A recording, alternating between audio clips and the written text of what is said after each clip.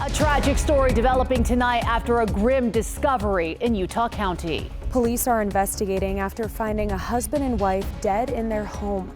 We're live in American Fork.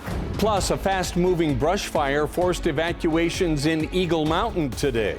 Tropical moisture bringing flash flooding concerns here in Utah. What to expect overnight and as we start the weekend. There's no reason to go near it. It can easily sweep someone away. It's not the smartest thing to do. Beautiful and dangerous. Tonight, the new warnings to stay out of the Provo River.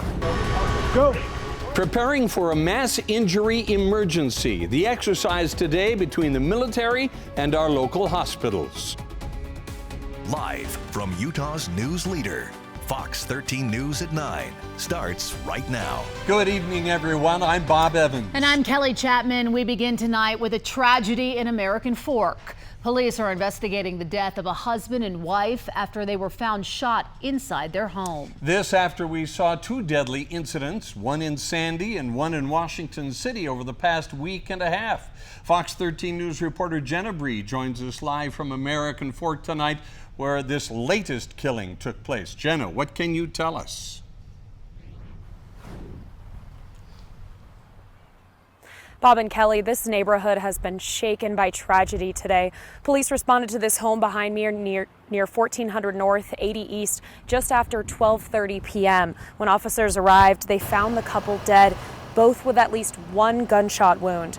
Police have not yet shared the victims' identities, but they say they were both in their early 50s. This is an incident that obviously draws in a lot of resources. So we have a lot of our patrol officers here, detectives, our medical crews were here. This really is a great area of the city. The city's great in and of itself, but this is a quiet area. So I'm sure as far as residents who live here, this is pretty shocking and surprising and traumatic for them. Chief Cameron Paul stresses there is no danger to the public. Police anticipate they'll have more information to share about the incident tomorrow, and we will continue to keep you updated as we learn more. Reporting live in American Fork, Jenna Bree, Fox 13 News, Utah. Jenna, thank you. In the Fox 13 News Wildfire Watch, a brush fire was started in Eagle Mountain today. Officials say the brush fire started up a hill at about 3 o'clock this afternoon near East Lone Tree Parkway across from Pony Express Parkway. It was quickly spreading when crews arrived, but because of a robust response, the firefighters were able to control it quickly. It did spread to a little more than 9 acres.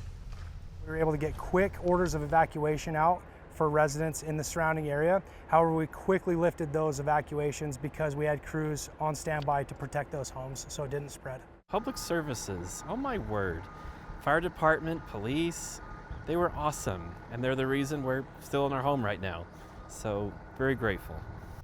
Happy residents there. The cause of the fire is still under investigation. Meantime, a fire outside the Rocky Mountain Power Parkway substation in West Valley City caused a major power outage earlier today. Rocky Mountain Power says they intentionally turned off the electricity for safety reasons. Most outages have been restored now. They say the fire was not in the substation itself, but was close enough it may have damaged transmission facilities and power poles. They are still unsure what caused the fire, but we will continue to update you on air and online at fox13now.com. These fires come as we are beginning to crank up the heat once again statewide, Allison. Yes, temperatures close to 100 degrees for this weekend, but the main concern heading into tomorrow will be the chance for some flash flooding as tropical moisture moves into Utah. 77 currently for Salt Lake, 82 for Ogden, 78 right now for Provo. And as we look here across the state, we have no current warnings in southeastern Utah, but I was tracking several severe thunderstorms this afternoon that brought some wind gusts 60 to 70 miles per hour down into southeastern Utah. So right now we're seeing some rain down towards Blanding, and then as we look just east of Lake Powell, we're still seeing a few cells producing some moderate rainfall. For the Wasatch Front, we are mainly going to be tracking some chances that are going to be elevated rain chances, widely scattered to scattered into tomorrow afternoon. Around lunchtime into the early part of the evening, we'll see that chance for some storms here along the Wasatch Front. Salt Lake tonight, 66 degrees, mostly clear sky. Tomorrow morning, temperatures for Ogden mid to to upper 60s, and for Provo, low 60s for tomorrow morning. As we look at our wind here across the state for tomorrow, we will see some areas that'll get a breeze about 15 to 20 miles per hour. But for sure tomorrow, the main weather story is going to be the chance for some strong thunderstorms that could produce some heavy rainfall, lightning, hail, and strong wind gusts. We'll have more on that coming up in just a bit. The Camas woman accused of killing her husband, Eric Richens, appeared in court today regarding one of two cases. Corey Richens has been in jail since last spring. Today's session focused on a lawsuit against her sister-in-law, Katie Richens Benson. Katie is suing Corey for more than $13 million over Corey's late husband Eric's estate. And the judge in the case is putting a hard divide between the two former relatives. I'm inclined to adopt Mr. Yossi's suggestion that any meet and confer required under Rule 37, which is the Statement of Discovery Issues rule, occur in writing so that you are not in the position of speaking to lawyers that represent your adversary. Do you understand? Yeah, I think that's perfect. I'm fine with that. A motion hearing for this case is scheduled for August 15th. Corey Richens is accused of poisoning her late husband with fentanyl in 2022.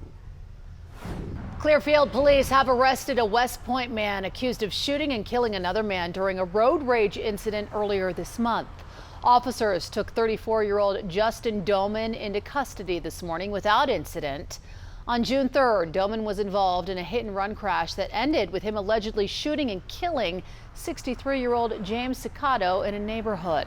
At the time, police said Doman had been cooperative with officers and was later released. Police decided to arrest him after further review of the evidence in the case with the Davis County Attorney's Office. Salt Lake County District Attorney Sim Gill has filed murder charges against a 17-year-old male in connection with a deadly drive-by shooting at a track station in Murray last month. Court documents indicate 17-year-old Raul Bedong is accused of firing 18 shots at a group of teens. That shooting killed one person and injured 3 others. The suspect remains behind bars and is not being granted bail. With the location of the Sundance Film Festival open for bidding, one of Utah's neighbors has dropped its hat in the ring. Colorado plans to submit a proposal to host the festival in Boulder.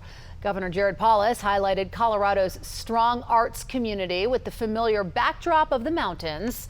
More than a dozen cities are trying to lure Sundance away from Utah, including San Francisco, Atlanta, and Santa Fe. This would be starting in 2027. The Park City contract goes through 2026.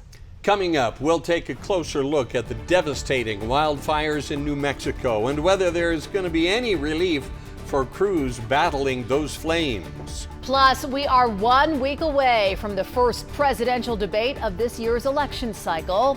How this debate between former President Trump and President Biden will be different than 4 years ago. The Professional Fighters League is here in Utah with the weigh-ins tonight at the Huntsman Center. We'll hear from the MMA athletes coming up.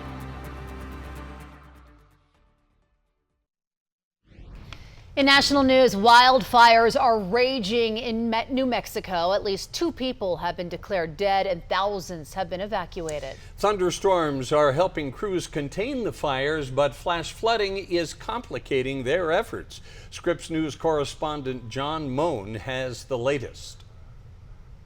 The Forest Service Southwest Critical Incident Team has taken over command of this fire response. We understand there are more than 830 firefighters in this area to keep tabs and to contain those flames. But because of the weather in the past 36 hours, they haven't been able to make much progress on tracking this fire because they weren't able to get airplanes overhead to surveil just how much damage has been done. We understand it's more than 16,000 acres in one of those fires alone. What we do know is, having had a look in Ruidoso, the damage is tremendous.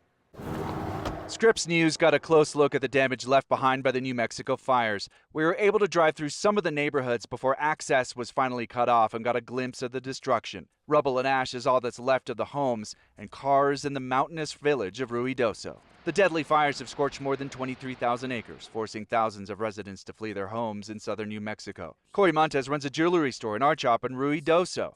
Authorities have not let him in yet to survey the damage. The fire started at 10, 11 o'clock in the morning, and by 2 or 3 o'clock in the afternoon, it looked like a bomb went off. It spread faster than any fire I have ever seen in my entire life. A devastating sight as injured horses flee Ruidoso, not just humans feeling the impact. Torrential rain Wednesday night helped control the blaze but caused flash flooding, which hampered the efforts of firefighters. The forecast is calling for more scattered showers and thunderstorms Thursday. The South Fork and Salt fires started Monday and damaged 1,400 homes and buildings. Governor Michelle Lujan Grisham says that the damage is some of the most devastating in the state's history. The governor declaring a state of emergency in Lincoln County and the Mescalero Apache Reservation. National Guard troops are being deployed to the area to help with relief efforts, and she's requested a major disaster declaration from President Biden. Fire officials are still waiting to get into some of the areas to assess damage and search for people who have been reported missing. For some, Ruidoso is a paradise, a mountain hideaway, a hidden secret of southeastern New Mexico. It is known for ample hiking opportunities as well as great fishing and beautiful aspen trees. For now, though, it's a paradise damaged, if not for some, a paradise lost.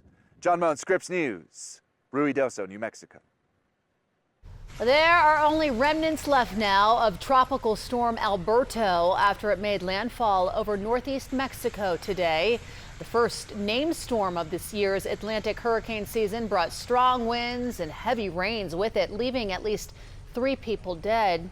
This is video of the aftermath. Water washed out part of a major highway connecting Monterey and Saltillo.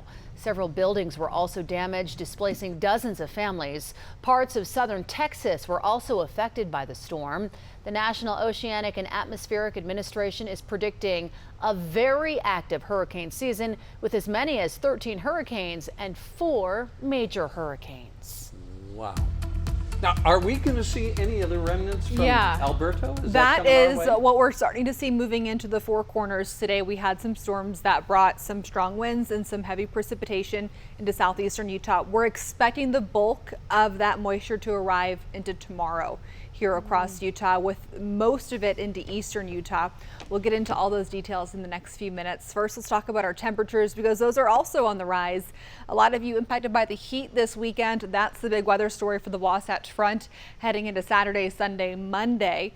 Today we made it to 90 degrees, so temperatures are on the rise. We had a couple of days below average, but we are back to reality today and into the next couple of days above average. Tropical moisture moving in, flash flooding concerns certainly across central and eastern Utah and southern Utah for tomorrow. And then we're going to have hot temperatures for this weekend.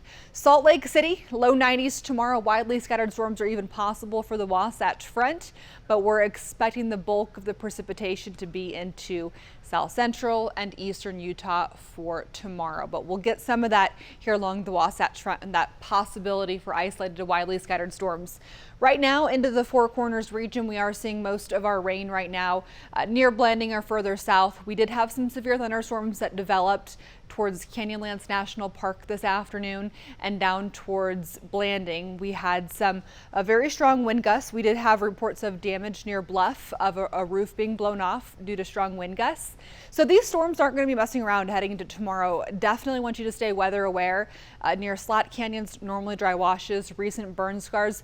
Those are going to be our biggest areas of concern as we head into tomorrow here across Utah, especially for our recreation areas. Salt Lake City overnight, not bad, close to 70 degrees when you wake up tomorrow morning.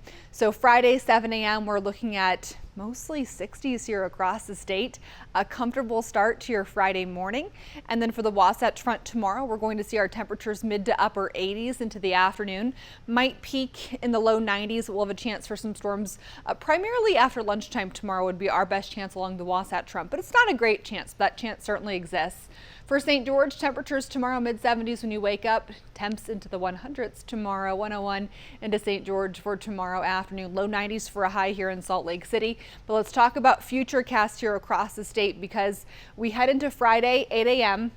We're going to have some storms going into eastern Utah and then off to our northwest as well, mainly Wendover further west, and then into tomorrow afternoon. So we're going to start picking up some heavy precipitation, especially near the Colorado border.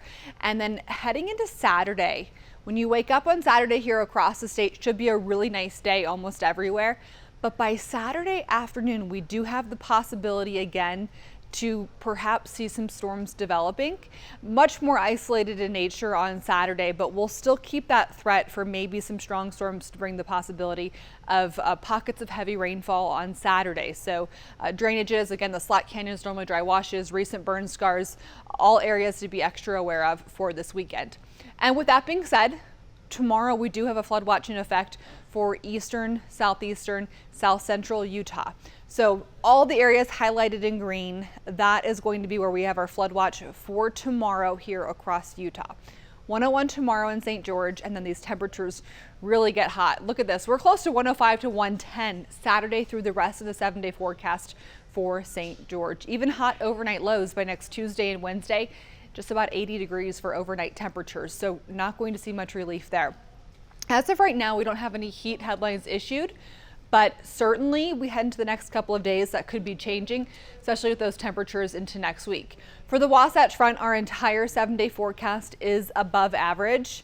A typical high this time of year, mid-80s in Salt Lake City, so we're above average by about 5 to 10 degrees for almost our entire 7-day forecast.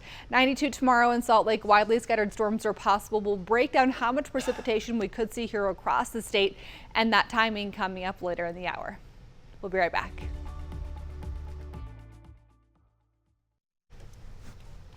In world news, South Korea says it will consider sending arms to Ukraine.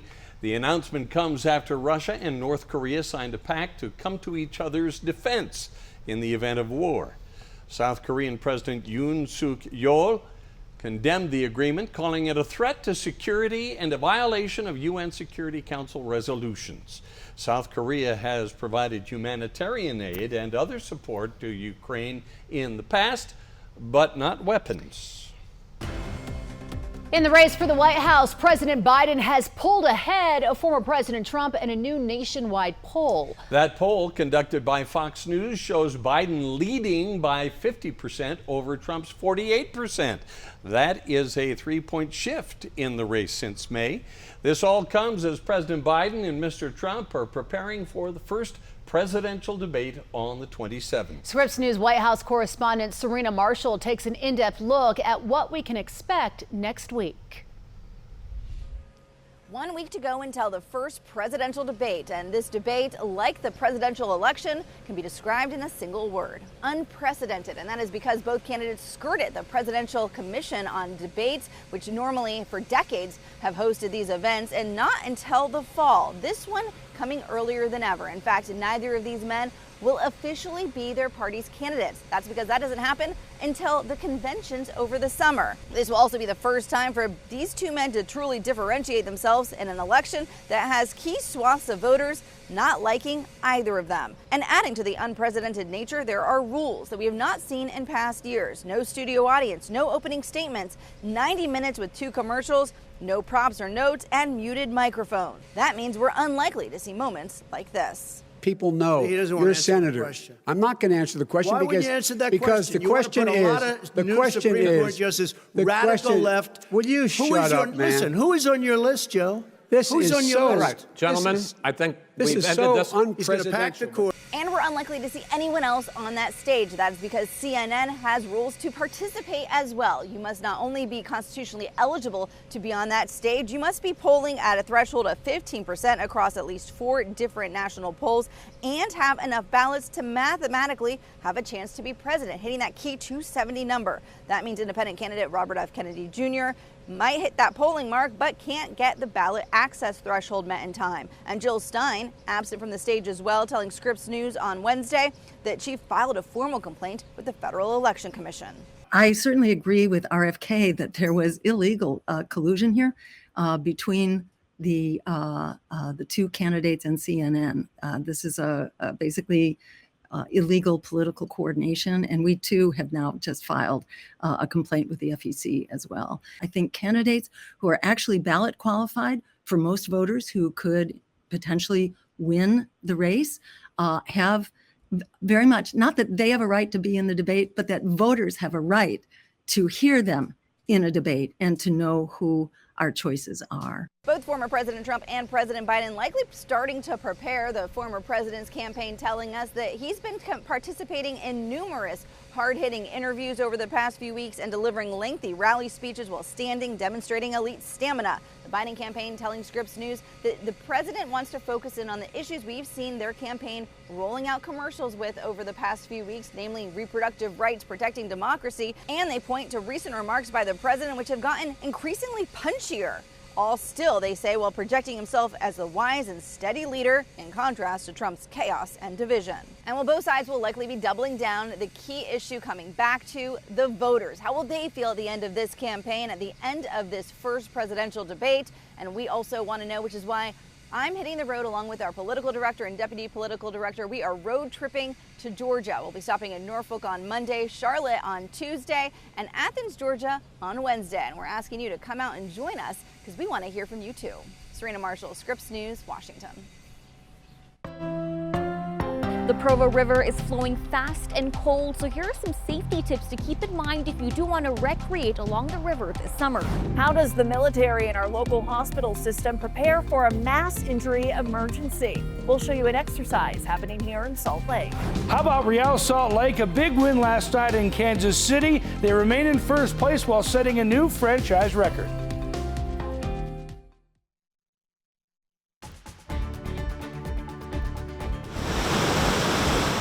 Staying safe. We want people to just be aware that they need to stay away from it. By the Provo River. I'm Fox 13 News reporter Maithili Gobi here along the Provo River, which is beautiful but just as dangerous because of how fast moving and cold the water is. So if you want to spend time along the river this summer, make sure you do so safely.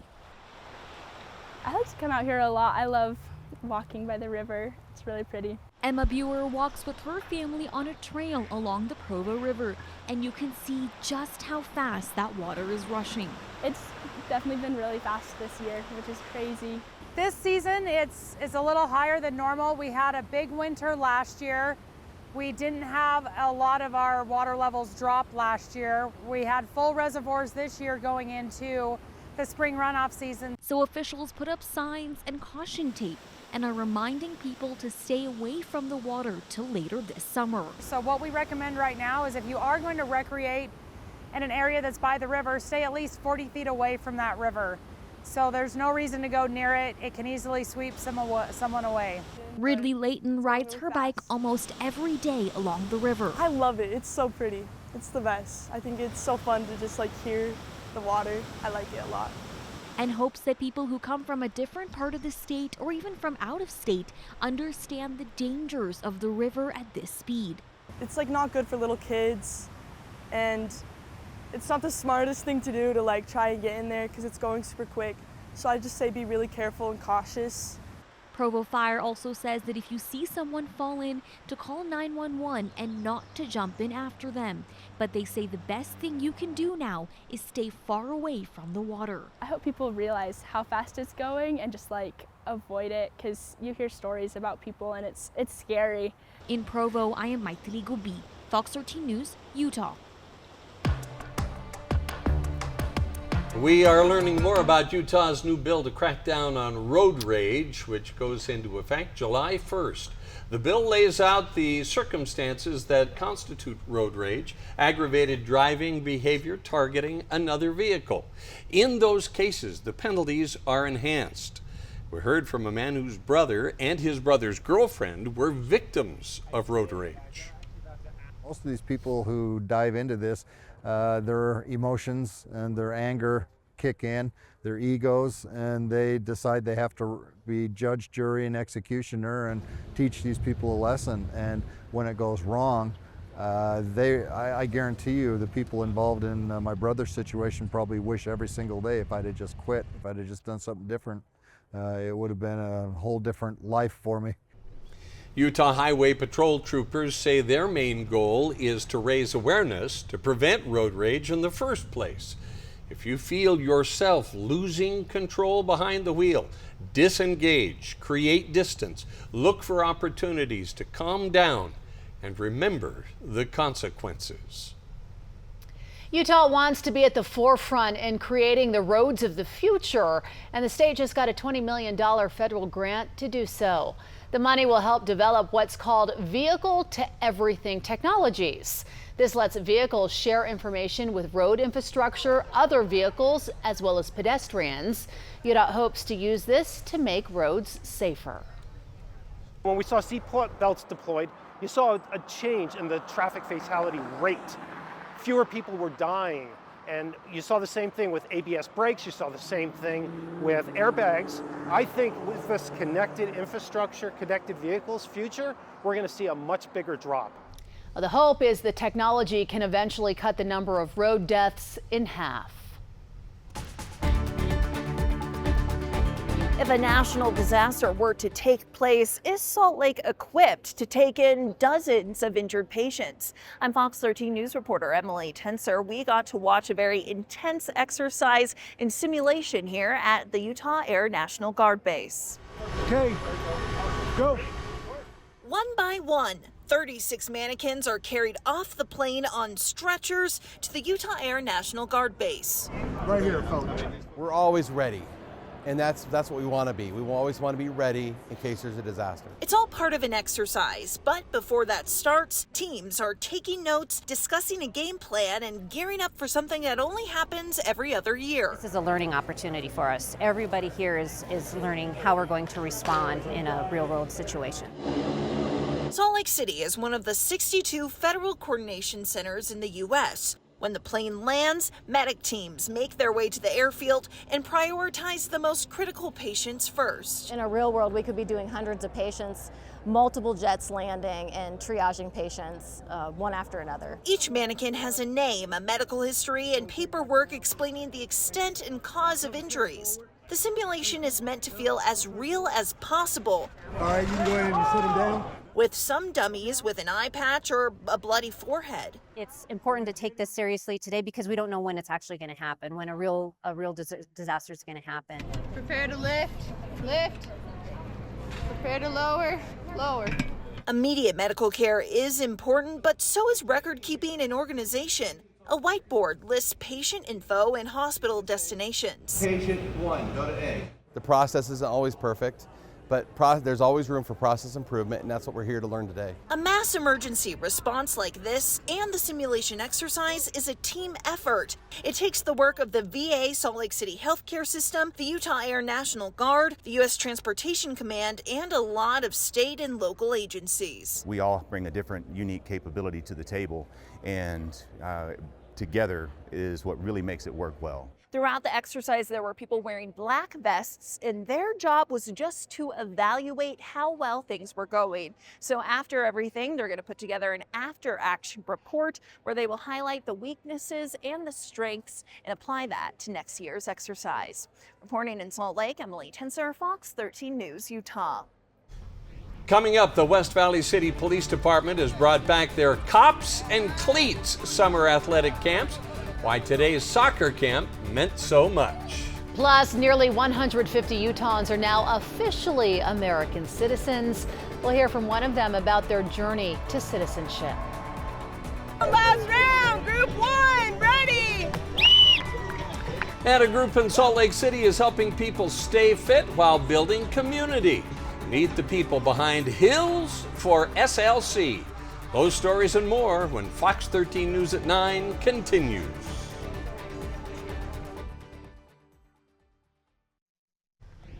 Welcome back, everyone. Today, the West Valley City Police Department kicked off their third year of Cops and Cleats with a soccer camp at Centennial Park this morning. Looks like a lot of fun. Children aged 5 to 18 were introduced to the fundamentals of the sport while getting to know the officers who serve their community.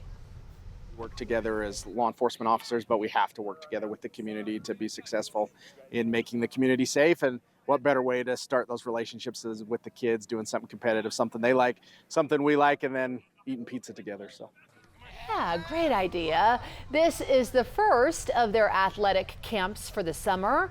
There will be a football camp in July and then a basketball camp in August.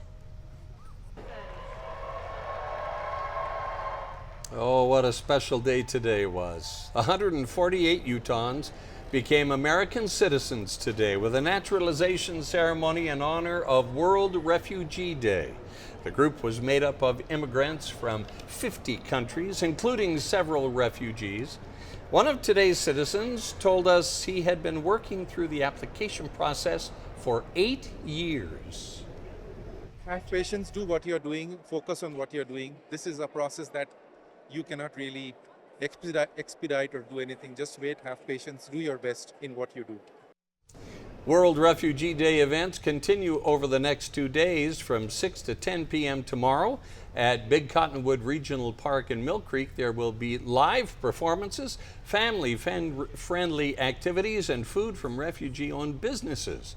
The festivities continue Sunday from 11 a.m. to 4 p.m.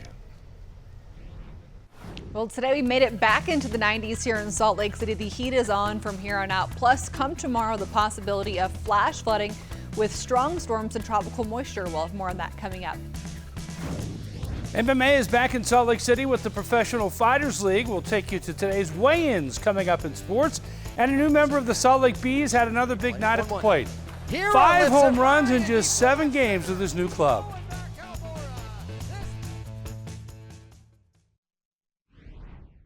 Right now, Orem police are looking for a suspect who sexually assaulted someone in a changing room at the Orem Recreation Center. They say they got the call at about 3:40 this afternoon. The adult victim was able to get away, but identifying the male suspect is ongoing. Here is a picture of that person. They are asking for your help in identifying him. He's described as having a hand tattoo on top of his right hand that appears to be a skull. If you have information that can help, call Orem Police. Salt Lake Police are asking for help in finding a missing man who is at risk. Family members last saw 34-year-old Jordan Gonzalez on Wednesday, March 13th in the Salt Lake area. The investigation began on April 17th when they reported him missing. The family later reported Gonzalez lives with a traumatic brain injury and is somewhat visually impaired.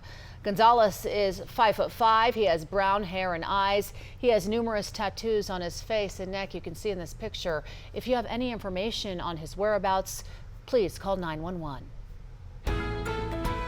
After moving to Utah, a woman felt inspired to create her own community, a place where you can take a break from life every single Wednesday night. We showed you a preview last night, but Fox 13 News photojournalist Nathaniel Gillis shows us tonight how working out can be more than improving fitness, but a way to build connections. Last round, group 1, ready! It's really all about community, and I feel like ever since I moved here, I didn't know anybody when I moved here, and everybody who I talk to is looking for communities.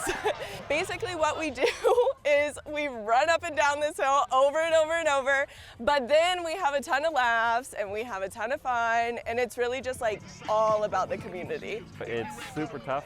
I can barely walk when I get home, but super supportive, super active, super energetic.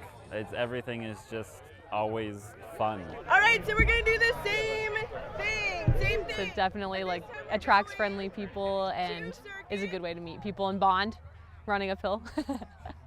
Trauma bonding. The community was really surprising. I thought I was gonna be sort of uncomfortable when I got here, but really I felt right at home. People were very welcoming. So even though I showed up by myself, I didn't feel like I was alone. I'd always wanted this sort of sense of belonging. I'm glad that I found it here. We need to be together, and that is what Hills is for. It's to bring everybody together, regardless of age, regardless of fitness level, regardless of anything. Wait, are we not doing a jump? Bringing all the groups together and everybody together. Once you get here and you feel the love, you feel the vibe, you're stuck, you're family, you're here.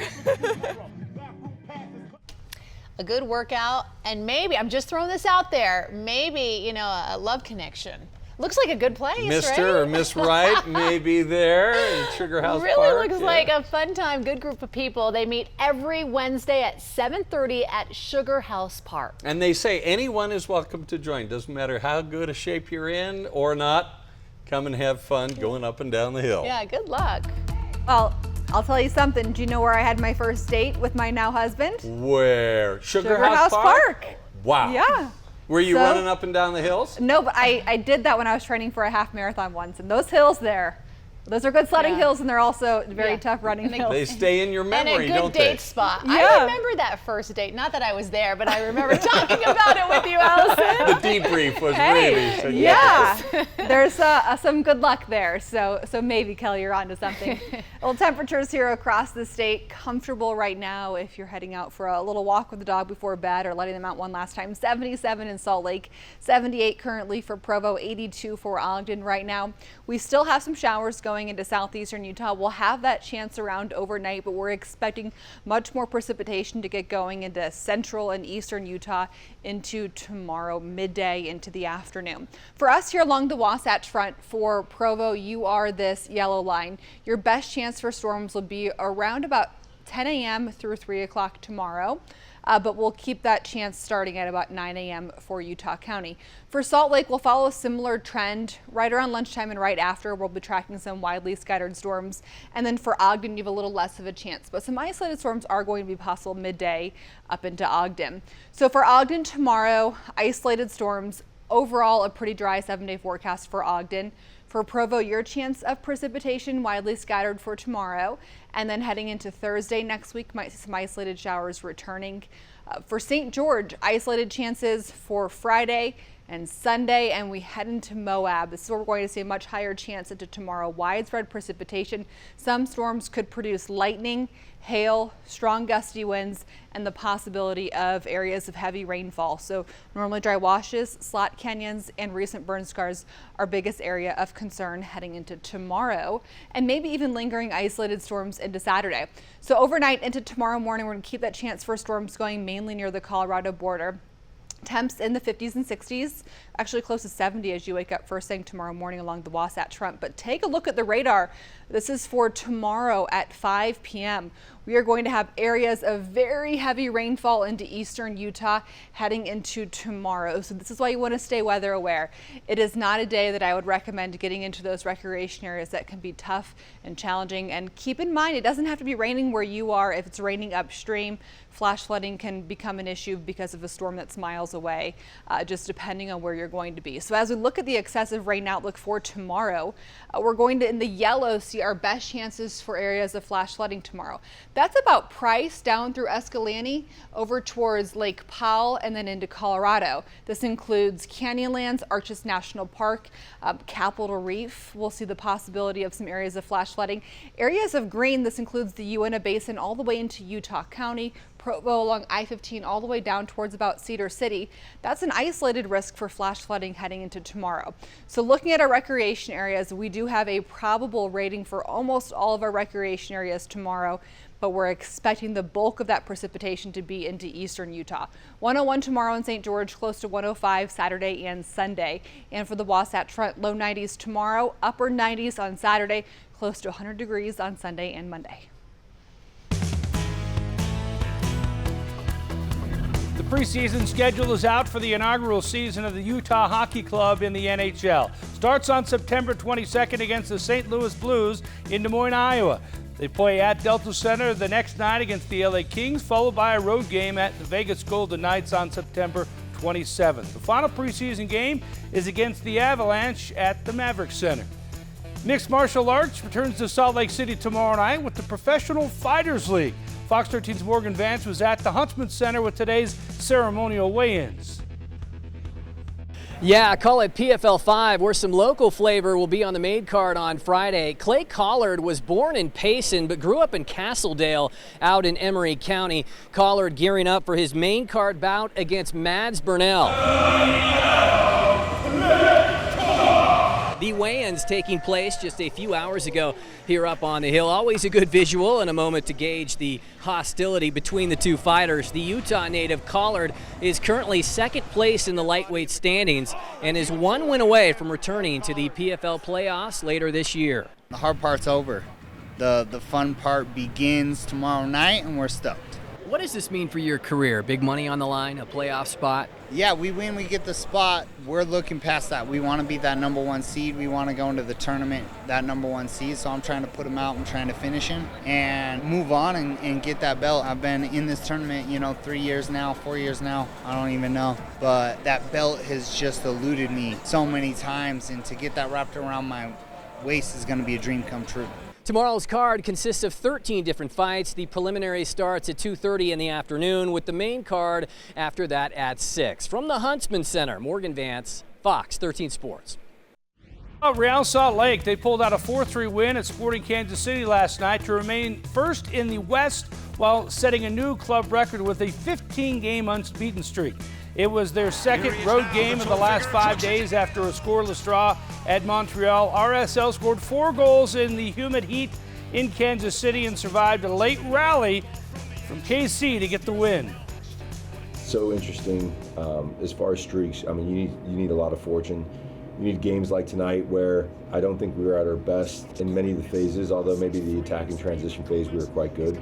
But you still find ways to get results. But I tell you what, that was a crazy game. And we got to recover quickly from the travels, from the heat, and really put our best foot forward against a really good LA Galaxy team at home in front of our fans and really finish this week off with a bang. Yeah, RSL will host the Galaxy on Saturday night. After tying for third place at the U.S. Open last week, Tony Finau off to a great start this week on the PGA Tour at the Travelers Championship in Connecticut. Fired a 5-under par 65 today. He's tied for 6th place after the first round, 3 shots off the lead. Keston Hiura had a big game for the Bees tonight against the Aces. He went 3 for 4 with 2 home runs and 5 RBIs in the Bees' 7-3 win. He has 5 home runs in just 7 games with the Bees. Wow. That's pretty good. He really hit that thing out of there. Yeah, his second one of the game. 5 home runs in just 7 games. That's pretty good stats. Pretty good, pretty good. Thanks, Jeff. Great start. We'll be right back. Thank you, everyone, for watching tonight. QuickCast is coming up next.